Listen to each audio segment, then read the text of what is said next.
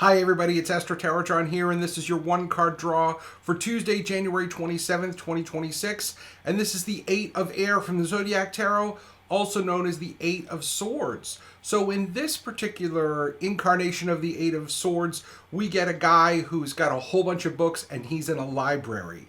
In the Rider-Waite-Smith tarot deck, you'll often see someone with a blindfold on, and in that particular card, she's bound up and she's got swords around her.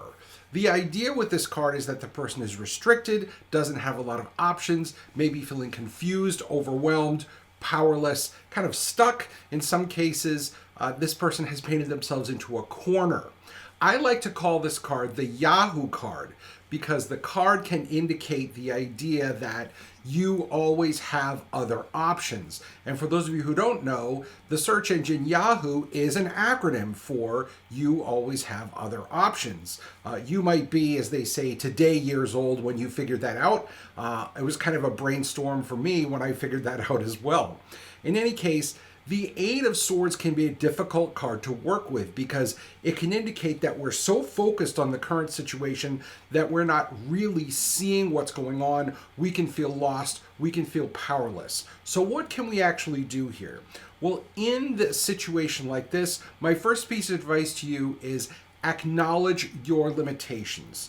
We are not limitless, folks. We get into situations where we have limited time, limited money, limited energy, limited options. It's called life. So when you are feeling this way, acknowledge what your limitations are so that you can work within them. That's one of the best things you can do when this card comes up. The second part of this card is to admit when you don't know which direction to go, and move forward as best you can with the information you have. You're going to be confused sometimes. You're not always going to know which direction to go in.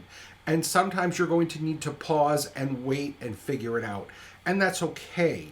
But admit when you don't know which way you're going.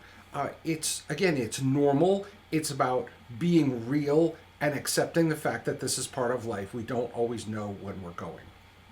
Finally, my third piece of advice is do not give in to powerlessness.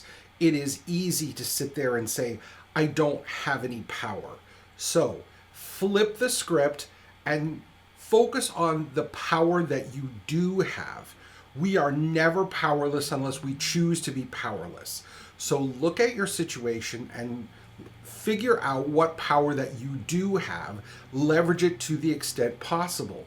And I understand we don't always have a lot of power, but we have to use the power that we have in that moment to make the situation as good as we can for ourselves and for those around us.